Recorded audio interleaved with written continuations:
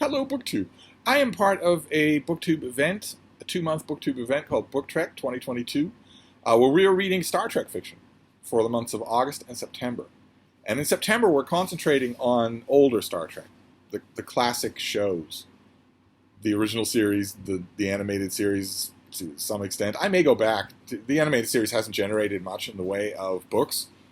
I'm not sure if there's a contractual reason for that, but I haven't revisited the Alan Dean Foster novelizations of the animated series in quite some time. Not all of them. I don't think I have the paperbacks anymore, any of them. And I remember liking them, of course. I read Alan Dean Foster's adaptation of the best animated series episode, Yesteryear. I've read that a few times, but I haven't read some of the others in a long time. He got to the point where he got very long-winded with those adaptations, and I like them. But you have the animated series, and you have Star Trek The Next Generation, which forever and ever, when it first came out, I did not like. Thought it was static and preachy.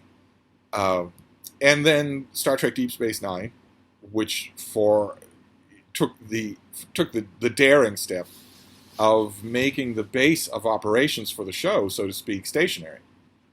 So it's not a wandering vessel anymore. It's a stationary place.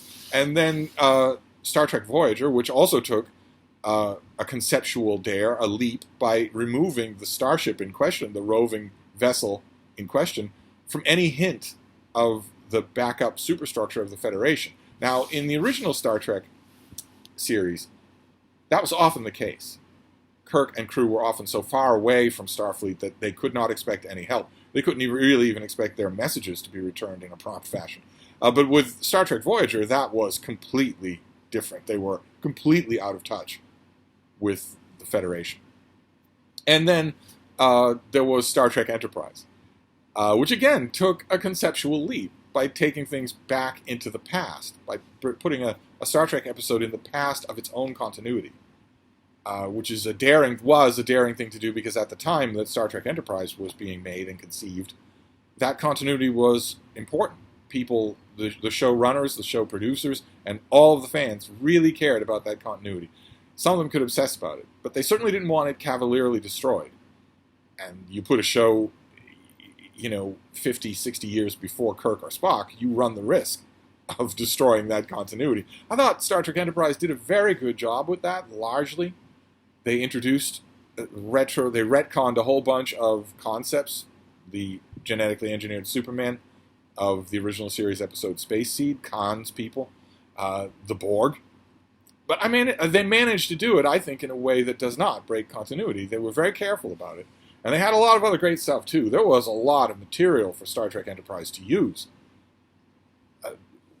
When did Earth make contact with established friendly relations with the Klingons, the Tellarites, the Andorians? What was the rocky road to Vulcan, considering humans to be equals instead of apprentices? And the big stories that were to come. Right? Those of you who have seen the fantastic Star Trek fan film, Star Trek Axanar, will know what is clearly overhanging the original Star Trek episode. The original Star Trek series takes place in the shadow of a massive war with the Klingons. The Federation and the Klingons are at war, and have been for an undisclosed period of time. Well, that had to start sometime. That's what the fan show Axanar tries to dramatize. I got in a lot of trouble for dramatizing because it was so good that fans loved it more than they loved Star Trek Discovery. That could have been the next story on Star Trek Enterprise, or the Earth-Romulan War that is referenced in Balance of Terror in the original show. We're told that the equipment was so primitive, or that the conflict was so violent, that no Earthling ever even saw what a Romulan looked like, hence the big reveal in Balance of Terror. There was a lot of material there that wouldn't have involved straining continuity, because that stuff had not been introduced into continuity. I myself think that Star Trek Enterprise made a tactical error by not immediately starting to carve out that continuity itself. I think that would have generated the ratings that the show needed to survive. But you've got that, and then you've got all the movies that spring from those. There weren't any Deep Space Nine movies, nor were there any Voyager movies, but there were original cast movies, of course, and there were also Next Generation movies. And this month, in August, we're reading books that were spawned from all of that. And when I talk about the original series, when it comes to the books, I often make reference to the fact that for the first time, time enters into a previously static network television program. When Star Trek, when the endless letters and campaigns of fans brought Star Trek back to the big screen, time had passed. The decision was made fairly early on that it would not be the same Enterprise, that Kirk would not just show up, William Shatner would not show up in his gold command tunic. It wouldn't be the next episode after the last one in the original series. It would be something different. Time would have passed. Kirk is an admiral. Spock has left Starfleet. McCoy has left Starfleet. And I think now when we look back, it might be easy to overlook how daring a decision that was. The cast, the original cast for the first Star Trek movie, Star Trek the Motion Picture, might have been able to pull off a fairly seamless continuation of the original show. It's possible that they could have. They didn't. They didn't try to do it. And the crew just got older. Fans kept wanting them back for movie after movie after movie. And so you had to deal with that. That suddenly became part of, if we're talking about Star Trek fiction, that suddenly became part of what you could or couldn't do. Suddenly, writing a Star Trek novel about a 55-year-old Captain Kirk was not the deadly years. It was not.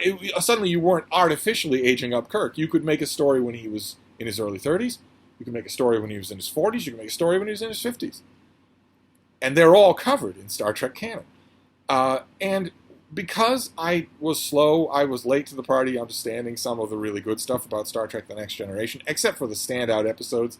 There are standout episodes that I loved even when they first aired. The episode where we meet Worf's human adoptive parents. The episode where, obviously, what I think is probably the greatest Star Trek The Next Generation episode, which does not involve the starship at all. It doesn't involve the crew at all. It's just Patrick Stewart. It's just Jean-Luc Picard living through an entire lifetime on an alien world. A long-gone alien world, it turns out. It's probably predictable that the best single episode of your show would be the one that solely concentrates on the best actor in your ensemble. That's probably predictable, just like, I hate to say it, I'm only saying it because he's dead, so he can't hold it against me. Just like in the original series, it's probably predictable that the best episode that you would have would be written by the best writer that you could pay. Oh, that stung a little even now. But one thing that I neglected, because I was neglecting so many of the possibilities of Star Trek The Next Generation, is that time also passes for that crew. And it is also possible to write stories at any point in that. The crew goes through hell together for a long time. We got 7 seasons of the Enterprise D. That crew, they start off very little knowing each other. Some of them know each other better than others. But the whole point of Encounter at Farpoint is that Riker's meeting these people for the first time. He's our entry point into their world. And a lot of them don't know each other as well or much better than he knows them. But over the years, that changes. They adopt an easy camaraderie. In fact, they grow into an easy camaraderie that we didn't get a chance to see in the original Star Trek series. We don't see it until the movies. There's a Next Generation movie. You'll know. A lot of you Next Generation fans will know what I'm talking about. There's a Next Generation movie that has one quick scene. It's less than a minute of some of our crew members walking down a corridor just bantering with each other, and it feels completely real in a way that you don't get that often. It's really hard to do. There are a couple of scenes like that in Deep Space Nine as well, where the main crew gets together, and it feels like you are just eavesdropping on a conversation between friends. And that all comes to a peak in the final episode of The Next Generation, where the running poker game that the command crew has been having for seasons finally opens up to involve the captain. An icy figure, a managerial figure who hasn't been invited into that game before, and that is a turning point. That shows you that the easy camaraderie of Kirk and his command crew might have taken that. That's not a given, and it took a while to get there. But that's a sign that it is there. That's a sign that it's finally reached. And it's a neat little moment. I hated it at the time, but I see it now as a neat little moment to say, this isn't an ending. This is a beginning of something very much more interesting. And kind of a shame that we don't see that crew. We do in the final season of Next Generation. We see that crew anyway. It's just sort of the stamp is put on it by that invitation to the poker game. And then we get the movies. But the Enterprise D is not being decommissioned at the end of Star Trek The Next Generation. They have other adventures. That seasoned crew know each other like family, better than family, have adventures before the movies, before the major signpost events, the destruction of the Enterprise, the Dominion War, all that sort of stuff that is largely been relegated to the novels as to what the flagship of the Federation was doing during the Dominion War. That sort of thing is largely part of the novels and the fan fiction. And I found a Star Trek novel today that I have not read that is set in that time. This is very much not the crew just learning how to live with each other. This is a crew that knows each other backwards and forwards. This is Shadows Have Offended by Cassandra Rose Clark. Very stylish Next Generation cover, not usual Photoshop copy and paste type thing that usually looks terrible. This is rather stylish. Not sure why the spotlight is being given to Worf here, but maybe that's just because they got this cover and wanted to use it. I certainly would. Worf has a role in this novel. The novel quickly splits the action into three parts. You have part of the crew that goes to Betazid, the home of Counselor Deanna Troi, the home of her mother, Luxana Troi, who's a planet of telepaths. It's part of the Federation. Part of the delegation goes there, and then another plot line involves Riker and Data and Dr. Crusher on another world, exploring an enigma there, and there's also, action on board the Enterprise. And that works really well. It would take a lot to give us meaningful activity for all 8 of the main cast members if they were all together. There are probably Next Generation novels that pull that off.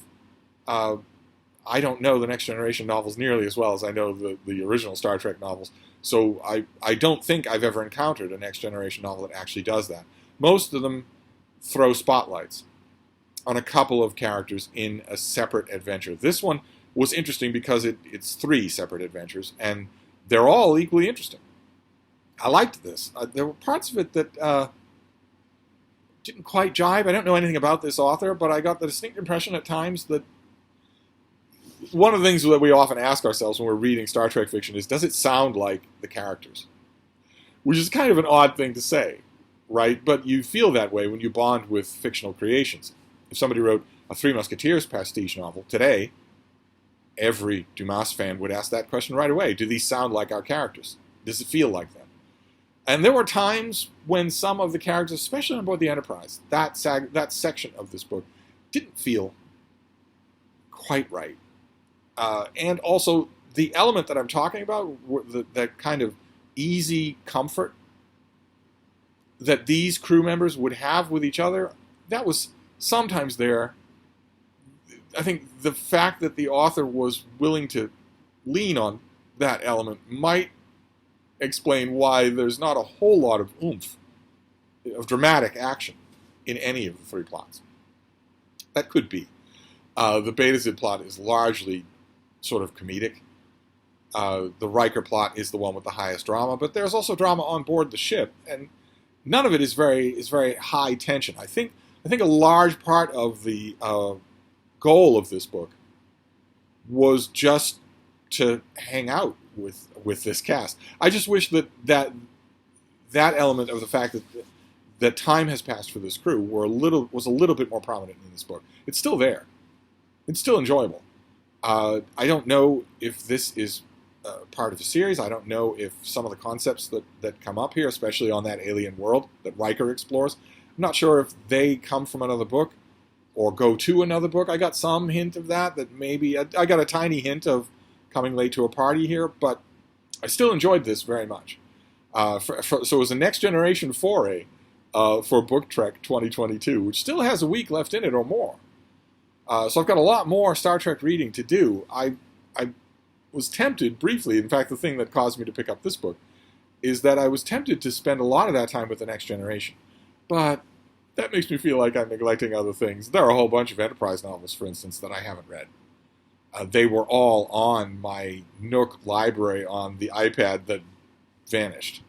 And I haven't gone about looking for them again to find them. I think there were, some of you would probably know better than I do, about 30 Star Trek Enterprise novels. And I'm sure that I haven't read all of those. So maybe I'll go with that. I don't know. Typically, when the evening is coming on and I am looking forward to the night's reading, I will spin the wheel to see what Star Trek I'm going to pick. It was random chance that picked this one. I'm glad I did, though. This was good. So that's my Book Trek foray for today. I'd say Shadows Have Offended, which is not a Worf novel, despite the cover. But it's a very good Next Generation novel, I thought. If you Next Generation fans that ate up these books the way I ate up the novels of the original series, if you have a different opinion, if you read this thing and you saw flaws in it, chances are that your citing of those flaws will be based on your far greater familiarity with the show than mine. Feel free to let me know. Like, for instance, I think that the Next Generation is the Star Trek of most of my co-hosts. Vin, I'm sure that it is. Our dauntless leader, the originator of Book Trek, who has not been able to participate because he's going through the Tantalus field of trying to sell a house. So, I'm sure we'll see him again at some point. But I'm curious to know if any of you have read this book. Did it pass muster as a Next Generation novel? Or also, if you're more familiar with these things than I am, is there a Next Generation novel out there that is the equivalent of Star Trek Federation or something like that from the original show? Just a truly great ensemble novel about where everybody gets a great part. Well, the Next Generation is in Federation too. So maybe it's time for a reread of the magnum opus of all Star Trek fiction. Oh my, maybe. Well, we'll see. We'll see what the spin of the wheel does tonight, and I will check in next time. Thank you, BookTube.